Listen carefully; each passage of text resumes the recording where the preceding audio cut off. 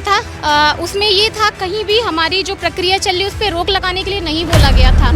महायाचना है कि प्लीज़ योगी जी, हम अपने जिले आना चाहते हैं, हम अपने घर आना चाहते हैं, प्लीज़ हम लोगों को रिलीव कर दीजिए। और हमें अपनी वजह भी नहीं पता है कि हमारी रिलीविंग क्यों रुकी है। इसको सांस की दिक्कत हो जाती थी, बहुत सारी समस्याएं बाहर रह के हम झेल रहे हैं। क्या बोले, हम कुछ नहीं बोल सकते, हमें आदेश दे दीजिए, बस हमको आदेश दे दीजिए।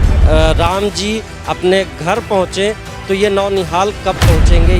कोर्ट का आदेश आ चुका है कि जो प्रक्रिया चल रही है उसको चलने दीजिए, इसको प्रभावित मत करिए।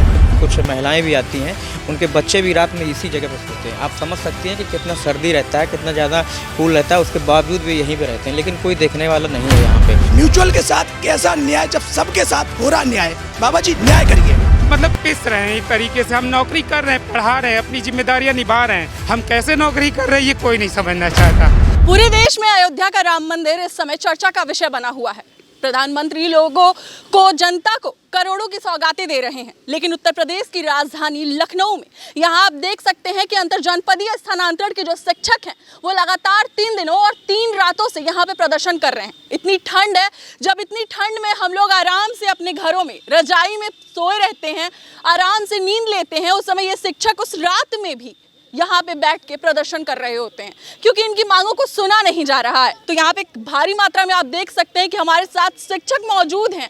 तो चलिए इनसे बात करते हैं और जानते हैं कि आखिर आज तीसरा दिन है प्रदर्शन का, क्या वजह है जो यहाँ पे प्रदर्शन ये लोग 3 दिनों से जारी रखे हैं। 3 रातें हो गई, यहाँ पे महिलाएं भी हैं भारी मात्रा में। वैसे तो हमारे प्रदेश के जो मुख्यमंत्री हैं वो दावा करते हैं महिला सुरक्षा की, महिला सशक्तिकरण की, महिलाओं को बढ़ावा देते हैं, लेकिन उसमें आप देख सकते हैं, मैं अपने कैमरा पर्सन से चाहूंगी कि वो इधर भी दिखाएं कि यहाँ पे भारी मात्रा में महिलाएं भी मौजूद हैं। आखिर क्या वजह है जो रात में भी इन महिलाओं को, इन शिक्षकों को, इन पुरुषों को यहाँ पे बैठ के प्रदर्शन करना पड़ रहा है? क्या वजह है, क्यों इनकी मांगे नहीं सुनी जा रही हैं? तो चलिए इनसे जुड़ते हैं और इनसे बात करते हैं क्या कुछ वजह है। तो मैम सबसे पहले मैं आपका नाम जानना चाहूंगी, परिचय दें अपना। मैम मेरा नाम दीप्ति पाल है। क्या कुछ वजह है जो आप लोग लगातार 3 दिनों से यहाँ पे मौजूद है, 3 रातों से यहाँ मौजूद है? इतनी ठंड है, किसी को बर्दाश्त नहीं हो रही है, लोगों की तबीयत खराब हो रही है, आप लोग इतनी ठंड में खुले आसमान के नीचे बैठे हैं, क्या कुछ वजह है? मैम एक बहुत लंबे अरसे से हम लोग अपने ट्रांसफ़र का इंतज़ार कर रहे हैं। हमारे ट्रांसफ़र के लिए आदेश जो आया था पिछले साल जून में आया था, जिसमें सामान्य और म्यूचुअल दोनों तरह के ट्रांसफ़र का जिक्र किया गया था, जिसमें से सामान्य ट्रांसफ़र जो पूरा किया जा चुका है और हम लोगों को जो समानांतर प्रक्रिया चलनी थी उन्हीं के साथ ही करना था हमारा ट्रांसफ़र। इंतज़ार करते करते 7 महीने हो गए और जब अब सर्दी की छुट्टियां आई हमें लगा कि हम लोग अपने अपने घर पहुंच जाएंगे, अपने बच्चों के पास पहुंच जाएंगे। कार्य मुक्ति के 1 दिन पहले रात में ही सचिव साहब का आदेश आता है कि आपका जो ट्रांसफ़र है वो रोक दिया जाता है। हम लोग मैडम कि हम लोग शिक्षक हैं, इस तरीके से आप सोचिए कि हमारा मानसिक और पारिवारिक जो एक दबाव होता है, हम अपना काम उस तरीके से ढंग से कर नहीं पाते हैं। आप यहाँ पे देखिए बहुत सी महिलाएं अपने छोटे छोटे बच्चों को लेकर इकट्ठा हुई हैं और इन्हें देखकर किसका कोई बहुत ही निष्ठुर ही होगा कि उसका दिल ना पिघले। मुझे समझ में नहीं आ रहा है कि क्यों इस तरीके से हम लोगों को आश्वासन पे आश्वासन दिया जा रहा है, लेकिन फिर भी मुझे अपनी सरकार और प्रशासन से ये उम्मीद है कि वो हमारी बात ज़रूर सुनेंगे। यहाँ क्या कुछ वजह है, क्यों लगता है कि आपके सचिव ने जो आया था आदेश उसको पलट दिया है, आप लोग की बातें नहीं सुनी जा रही हैं? मैडम कोर्ट का जो ऑर्डर आया था उसमें ये था कहीं भी हमारी जो प्रक्रिया चल रही है उस पर रोक लगाने के लिए नहीं बोला गया था, लेकिन पता नहीं क्या कारण है कि सचिव साहब ने जिस वजह से हमारी प्रक्रिया को रोक दिया है, तो इस वजह से मैं बिल्कुल अनजान हूँ क्यों ऐसा किया जा रहा है। लगातार 3 दिनों से आप लोगों का यहाँ पे प्रदर्शन जारी है, आप खुद एक महिला हैं और खुला आसमान है। महिलाओं को तो वैसे भी काफ़ी सारी दिक्कतों का सामना करना पड़ता है, काफ़ी सारी चीज़ें होती हैं, घर परिवार है, ऐसे में कैसे आप लोग? छोटे बच्चे हैं, बच्चों की तबीयत खराब हो रही है, रात में सो रहे हैं, मच्छर काट रहे हैं, उनको उल्टियाँ हो रही हैं। मेरा भी बच्चा है, मैं भी छोड़ कर आई हूँ। तो आप लोग समझ सकते हैं कि यहाँ पे 3 दिन हो गए लगातार हम लोग यहाँ पे विनती पूर्वक प्रार्थना कर रहे हैं, हम लोग प्रदर्शन नहीं कर रहे हैं कि और आप इस उम्मीद के साथ में कि प्रशासन कभी ना कभी तो हमारी सुनेंगे। यहाँ पे कुछ और महिलाएं भी मौजूद हैं, उनसे भी बात करते हैं। मैं जानना चाहूँगी आपसे कि लगातार 3 दिनों से यहाँ पे आप लोग प्रदर्शन कर रही हैं, क्या कोई सुनवाई हुई, कोई आया अधिकारी प्रशासन से, शासन से, किसी ने आप लोग की बातें सुनी? अभी किसी ने नहीं सुनी। बस हमको सिर्फ अपने चीफ मिनिस्टर से ही विनम्र प्रार्थना है, हमारी महायाचना है कि प्लीज़ योगी जी हमको, ये हमारी माता जी हैं, इनकी तबीयत बहुत ख़राब है, हम सिर्फ अकेले घर में हैं, हम अपनी मम्मी की सेवा करने के लिए हम अपने ज़िले आना चाहते हैं, हम अपने घर में आना चाहते हैं। प्लीज़ हम लोगों को रिलीव कर दीजिए योगी जी। हम अपनी माँ कम से कम माँ की सेवा तो कर पाएँ, इसीलिए वहाँ इतनी दूर स्कूल में हम वहाँ पर पढ़े हैं, दूसरे ज़िले में वापस हमको आना है। कौन से ज़िले से हैं आप और कौन से ज़िले में वापस जाना चाहती हैं? कौशाम्बी में हमारी बहुत दूर पोस्टिंग है, हम अपने प्रयागराज में आना चाह रहे हैं। ये मेरी माता जी हैं, इनकी तबीयत बहुत क्या खराब। हुआ है आपकी माता जी को? इनको स्किन की प्रॉब्लम है और बीपी भी हाई है, हार्ट की भी प्रॉब्लम है। सिर्फ हम ही अकेले हैं देखने वाले घर में। तो देख सकते हैं आप इन रोते बिलखते चेहरों को। यहाँ पे ये जहाँ हमारी सरकार बात करती है कि बेटियों को बढ़ाओ, बेटियों को पढ़ाओ, बेटी पढ़ाओ और बेटी बढ़ाओ, लेकिन यहाँ पे आप देख सकते हैं कि ये जो बेटी है वो रो रही है सिर्फ इसलिए कि उसका स्थानांतरण नहीं हो पा रहा है, अपने घर को नहीं देख पा रही है, इकलौती है घर की और वो अपने घर पे ध्यान नहीं दे पा रही है। क्या ये बात हमारे बैठे उच्च अधिकारियों तक या फिर प्रदेश के मुखिया तक पहुंच नहीं पा रही है? क्या इनकी तकलीफ जो है वो हमारे प्रदेश के मुखिया को दिखाई नहीं दे रही है? यहाँ पे और भी महिलाएं मौजूद हैं, जानते हैं 3 दिनों से प्रदर्शन कर रही हैं, महिला होने के बावजूद आखिर किन किन समस्याओं से गुजर रही हैं ये जानना चाहूंगी आपसे। 3 दिन से लगातार यहाँ मौजूद हैं, क्या क्या परेशानियां आ रही हैं, किन किन दिक्कतों का सामना कर रही हैं आप? मैम बहुत तरीके की परेशानियां आ रही है, ना हम लोग सही से खाना खा पा रहे हैं, ना पानी पी पा रहे हैं, ना रह पा रहे हैं, ना सो पा रहे हैं। जिस ठंडी में लोग बिस्तर में ठंडा फील करते हैं, हम इस ज़मीन में आप देख सकती हैं कुछ भी नहीं है। हम इस ज़मीन पर बैठ के दिन रात बैठे हुए हैं। कल भी हम आपको इसी ड्रेस में मिले थे, आज भी, और जब तक ऑर्डर नहीं आएगा हम ऐसे ही रहेंगे। बहुत सी परेशानी, मैं कितनी आपको बताऊँ, आप भी समझ सकती हैं। घर से बाहर एक खुले आसमान के नीचे एक महिला को या एक पुरुष को किन किन परेशानियों का सामना करना पड़ता होगा, वो सब हम लोग कर रहे हैं। और ठंड में हम यहाँ आग भी नहीं जला सकते क्योंकि हम परिसर के अंदर हैं, तो हम बिलखती ठिठुरती ठंड में एक दूसरे से बस साहस लेके अपनी गर्मी बढ़ा रहे हैं कि शायद अब मुख्यमंत्री जी, अब हमारे शिक्षा मंत्री जी, अब सचिव सर, अब डीजी मैम कोई तो हमारी बात सुन ले। हम इसी उम्मीद के साथ यहाँ पिछले 3 दिनों से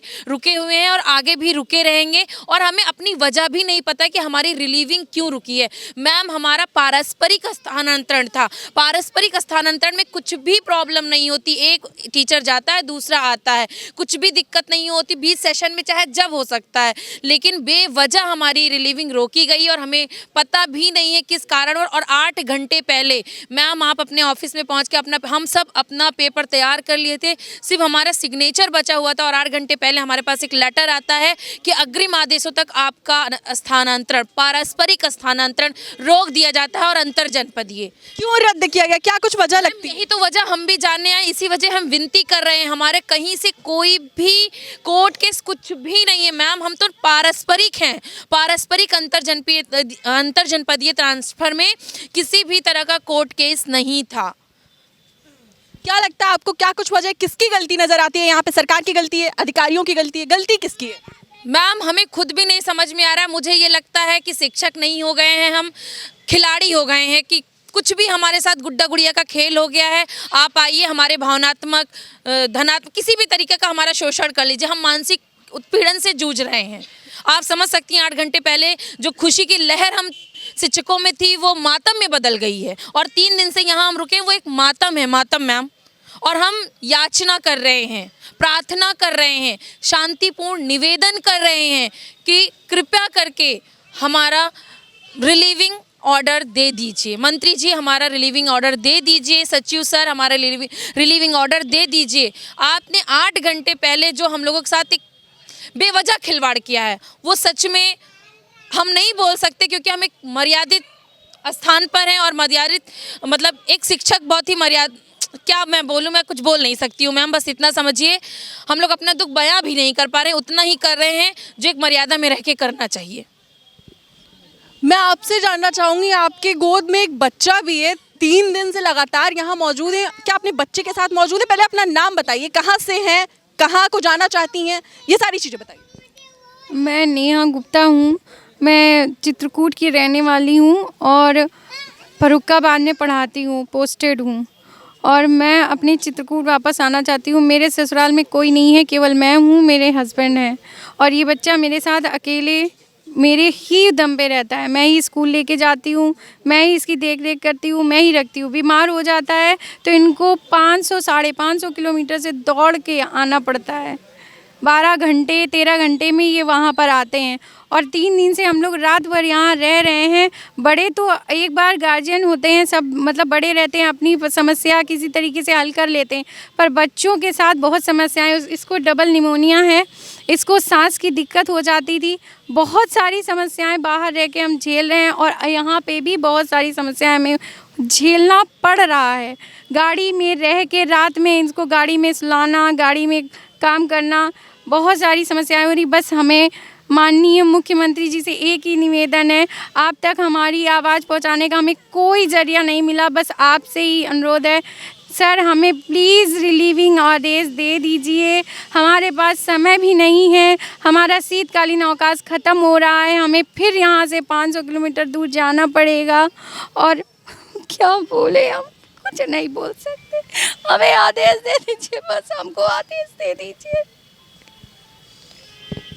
देख सकते हैं आप इस महिला को, कितना दर्द है इनकी आंखों में, रो रही हैं, ये बिलख रही हैं और प्रदेश के मुखिया से लगातार गुहार लगा रही हैं। इनका साफ तौर पे कहना है कि भाई अब जो उम्मीद है वो उत्तर प्रदेश के मुखिया योगी आदित्यनाथ से है कि वो ही कुछ सुनवाई करेंगे। यहाँ पे और भी शिक्षक मौजूद हैं तो उनसे भी जुड़ते हैं, देखते हैं कि आखिर इनके दर्द का अंत कब होता है। लेकिन तब तक इन शिक्षकों से बात करते हैं, 3 दिनों से यहाँ पे प्रदर्शन कर रहे हैं, क्या कुछ दिक्कतें आ रही हैं, कोई मिलने आया नहीं आया, क्या कुछ है, सारी चीज़ों से, सारे मुद्दों पे बात करते हैं, जुड़ते हैं इनसे। तो आप सबसे पहले अपना परिचय दें। मैं अमित कुमार बांदा से हूँ। मैम, यहाँ पे हम ये कहना चाह रहे हैं कि आज बात इस बात की होती है कि राम राज्य है और राम जी अपने घर लौटने जा रहे हैं काफ़ी सालों के इंतज़ार के बाद, और यहाँ तक कि बेसिक में इस बात के लिए अवकाश भी घोषित किया गया है कि 22 तारीख को सभी लोग घर में दिए जलाएं और सभी लोग दिवाली जैसा उत्सव मनाएं। और एक भगवान जो है हमारे ईस्ट हैं वो अपने घर पहुंच रहे हैं, लेकिन ये नौनिहाल छोटे छोटे बच्चे जो भगवान का ही रूप माने जाते हैं, एक सजीव भगवान है हमारे सामने, वो छोटे छोटे बच्चे ऐसी ठंड में बिलख रहे हैं। एक माँ अगर काम करती है या जॉब करती है तो वो अकेले नहीं करती, उसके साथ उसके छोटे बाल गोपाल, उनके छोटे बाल स्वरूप ईश्वर, वो भी साथ में जॉब करते हैं, वो अपने घर नहीं पहुंच सकते। ये बहुत दुखद हमको लग रहा है कि जो सरकार 22 तारीख का अवकाश इसलिए कर रही है कि राम जी अपने घर पहुँचें, तो ये नौनिहाल कब पहुँचेंगे। ये सरकार से हमारी दरख्वास्त है कि राम जी के साथ साथ ऐसे काफ़ी छोटे छोटे नौनिहालों को भी न्याय दिया जाए, वो भी अपने घरों पर अपने माँ के अलावा अपने पिता के साथ भी अपना वक्त बिता पाएँ। ये मेरी सरकार से गुजारिश है, हमें अवकाश न दीजिए। हम जितने भी शिक्षक यहाँ इकट्ठा हैं, कोई भी अपने घर दिवाली जैसा अवसर नहीं मनाने वाला, ना वो मना पाएगा। इस तरीके के अवसाद के बाद 500 किलोमीटर दूर कोई जॉब करके वो घर में दिवाली मना ही नहीं सकता, ना वो मना पाएगा। उसका 22 तारीख का अवकाश हम आपके माध्यम से कहना चाहते हैं वो रद्द कर दीजिए। धन्यवाद। 3 दिनों से लगातार यहाँ पे प्रदर्शन कर रहे हैं, दिन रात आप लोग का प्रदर्शन जारी है। कोई मिलने आया, किसी अधिकारी से बातचीत हुई, कुछ समाधान निकला? सचिव साहब से बात हुई थी पहले। क्या बोला उन्होंने? उन्होंने कोई सकारात्मक रुख नहीं अपनाया। जो उन्होंने अपनी बातें कहीं वो कहीं न्याय संगत नहीं थी। उन्होंने एक नियम बताया कि हम आपको मध्यावधि में नहीं छोड़ सकते हैं, तो हम लोगों के पास तो 2 मध्यावधि आती हैं, एक ग्रीष्म अवकाश, एक शीतकालीन अवकाश।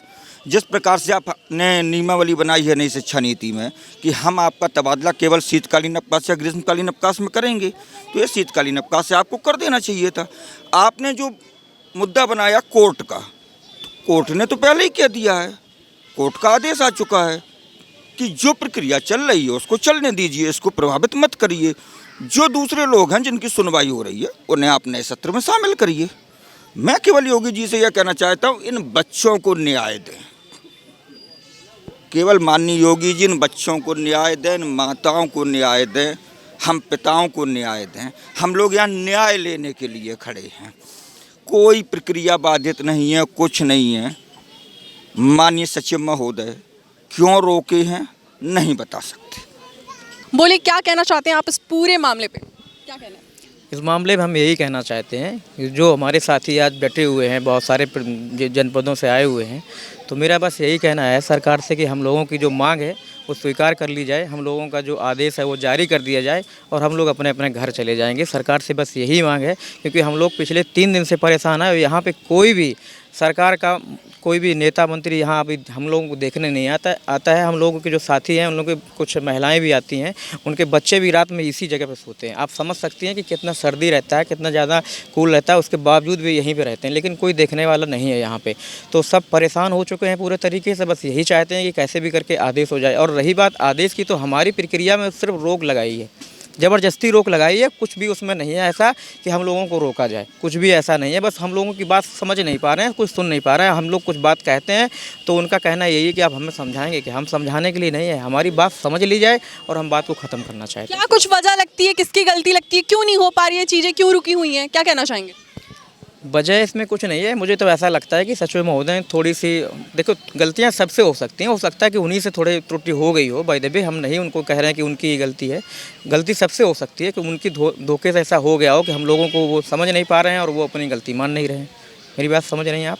तो बस इस वजह से ऐसा हुआ है। लगातार 3 दिनों से यहाँ पे आप लोग प्रदर्शन कर रहे हैं, खुले आसमान में, कड़ाके की ठंड भी हो रही है। क्या कोई मिलने आया, किसी ने आश्वासन दिया, किसी ने कार्रवाई की बात कही, कुछ कोई भी प्रक्रिया हुई?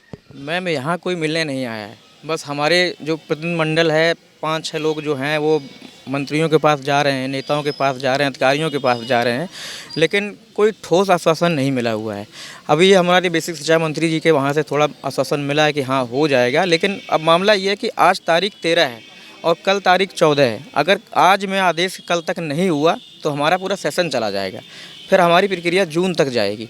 तो हर कोई चाहता है कि हमारी प्रक्रिया समय से हो जाए, समय से नहीं हो पा रही, बस ये मामला है। क्या कुछ लगता है यहाँ इस प्रदर्शन का, 3 दिनों से जो प्रदर्शन जारी है, 3 दिनों से लगातार प्रदर्शन हो रहा है, क्या इसका कोई असर आपके अधिकारियों पे, गवर्नमेंट पे पड़ने वाला है? और अगर नहीं होता है तो आप लोगों की आगे की रणनीति क्या है, क्या रणनीति तय करके रखी है? हम लोग प्रदर्शन नहीं कर रहे हैं यहाँ पे, प्रदर्शन नहीं कर रहे हैं। हम लोग याचना कर रहे हैं सरकार से, गुहार लगा रहे हैं, ना धरना कर रहे हैं ना प्रदर्शन कर रहे हैं। हम लोग सिर्फ गुहार लगा रहे हैं कि हम लोगों की विनती सुन ली जाए और हम लोगों का आदेश हो जाए, हम लोग रिलीविंग आदेश हो जाए, अपने अपने घर, अपने अपने गांव, अपने अपने जिलों में चले जाएं। इससे ज़्यादा हमें कुछ नहीं चाहिए। ना ही यहाँ पे कोई नेता है, ना भी यहाँ कोई नेता बन रहा है। इससे जी, क्या कुछ कहना चाहेंगे? सभी शिक्षक हैं, सभी सम्मानित हैं। माननीय योगी जी महाराज से हमें पूरी उम्मीद है कि वो न्याय करेंगे। बात अगर उन तक पहुंचेगी तो न्याय ज़रूर होगा। हम सभी शिक्षक यहाँ पर अपने न्याय के लिए खड़े हैं। अगर ऐसी कोई बात होती जो तर्कसंगत ना होती तो आज यहाँ शिक्षकों का हजूम रोज़ बढ़ ना रहा होता। रात भर शिक्षक परसों जागे, रात में पूरे दिन धरना चला, कल पूरे दिन, सॉरी धरना नहीं, ये शांतिपूर्वक मांग है, ये 11 तारीख से अनवरत चल रही है और संख्या लगातार बढ़ती जा रही है। हम शिक्षक हैं, आप अधिकारी हमारे, आप भी सम्मानित हैं, हम भी सम्मानित हैं। क्या सही है क्या गलत है हम भी अच्छे से समझते हैं, आप भी अच्छे से समझते हैं। जो अड़चनें हैं, आपको लगती रुकावटें हैं, तो माननीय आप सभी से विनम्र अनुरोध है कि हम सबके साथ न्याय कीजिए। अड़चनें दूर आपके ही स्तर से होंगी और हो जाएंगी, कोई अड़चन है भी नहीं, क्योंकि सबसे बड़ी अड़चन होती है हाई कोर्ट से स्टे। और जहां कोर्ट ने हमें रिलीफ दिया है, कोर्ट ने कहा है कि इनका सब कुछ हो चुका है, तो इनको छेड़छाड़ न करिए इनके साथ, इन्हें 11 से 13 में रिलीविंग कर दीजिए, 11 जनवरी से 13 जनवरी के बीच में। तो माननीय योगी जी से, अपने महाराज से न्याय है। इन माताओं के साथ, इन बहनों के साथ, इन मासूमों के साथ, कुछ पिताओं के साथ, कुछ बूढ़ी माँओं के साथ, कुछ बूढ़े पिताओं के साथ, सभी के साथ न्याय करें। म्यूचुअल बड़े मुश्किल से मिलता है, म्यूचुअल बहुत मुश्किल से मिलता है और इस म्यूचुअल के लिए हम लोगों ने अब बहुत प्रयास करे हैं कि एक दूसरे को मना के रखें, क्योंकि एक दूसरे को उसके फ़ायदे बताए। म्यूचुअल बड़े ही मुश्किल से मिलता है, तो ये न्याय म्यूचुअल के साथ कैसा न्याय जब सबके साथ हो रहा न्याय। बाबा जी न्याय करिए। मैम, ये प्रक्रिया हमारी अंतर जनपदीय म्यूचुअल की है। ये 2 जून के एक शासनादेश के अनुसार स्टार्ट हुई थी और वो 6 महीने हो गए और ये कहा गया था कि दिसंबर के बाद जो जनवरी की छुट्टियां 14 दिन की होंगी उसी में आपको रिलीव कर दिया जाएगा। एक आदेश आता है कि 11 से 13 जनवरी के बीच हमको यहाँ पे रिलीविंग मिल जाएगी, लेकिन अचानक 10 तारीख की शाम में पता चलता है, सभी शिक्षक अपने स्कूल जा चुके होते हैं और शाम में पता चलता है कि आपका आदेश रोक दिया गया है। पता चलता है क्यों रोका गया है, तो एक ऐसा आदेश जिसका हमें कुछ समझ में नहीं आ रहा है कि कोर्ट ने कहीं रोक नहीं लगाई है। ये कहा है कि जो प्रक्रिया चल रही है उसको चलने दीजिए और जिन्होंने जो कोर्ट गए हैं उनको बाद में करिए। इसके बावजूद सचिव महोदय द्वारा ये आदेश देकर रोक दिया जाता है कि आपको अब ट्रांसफ़र नहीं करेंगे। और जब हम शिक्षकों को, महिला शिक्षकों को, पुरुष शिक्षकों को ये पता चलता है, तब से हम लगातार 3 दिनों से यहाँ पर रात दिन कड़ाके की ठंड में अपने अपने बच्चों को लेकर धरने में बैठे हुए हैं। कोई सुनवाई नहीं है। हर तरफ से हमें हताशा मिल रही है। मंत्री से लेकर जितने भी छोटे बड़े नेता हैं, सब तक हम अपनी पहुँच बनाने की प्रयास कर रहे हैं। अब हमें केवल योगी जी से आशा है कि हमें करबद्ध विनती है कि हम लोगों को घर जाने दे। जब भगवान राम अपने घर पहुंच सकते हैं तो हम लोगों को भी घर जाने दे।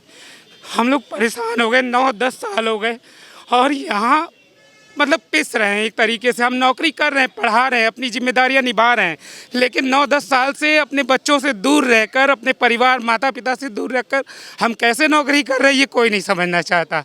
हमें घर जाने दीजिए। तो ये है इन शिक्षकों की आवाज़, जहां आप देख सकते हैं कि पूरा देश इस समय राममय हो चुका है। हर जगह राम, जय श्री राम हो रहा है। वहां पे ये शिक्षक लगातार 3 दिनों से दिन और रात प्रदर्शन करते नजर आ रहे हैं। इनका साफ तौर पे कहना है कि अब तो भगवान राम भी आ गए अपने घर, तो फिर इन शिक्षकों को इनके घर क्यों नहीं जाने दिया जा रहा है। इनकी जितनी भी उम्मीदें हैं अब यहाँ के मुखिया योगी आदित्यनाथ से हैं। इन्होंने पूरी उम्मीदें लगा रखी हैं मुख्यमंत्री योगी आदित्यनाथ से। तो देखते हैं कि क्या इनकी जो आवाज़ है, जो इनके आंसू हैं, जो इनकी तकलीफ़ें हैं, क्या वो प्रदेश के मुखिया तक पहुंचती हैं? क्या सरकार इनको न्याय दिला पाती है? ये देखना दिलचस्प होगा। कैमरा पर्सन विवेक के साथ अटल टीवी के लिए मैं अंजलि सिंह।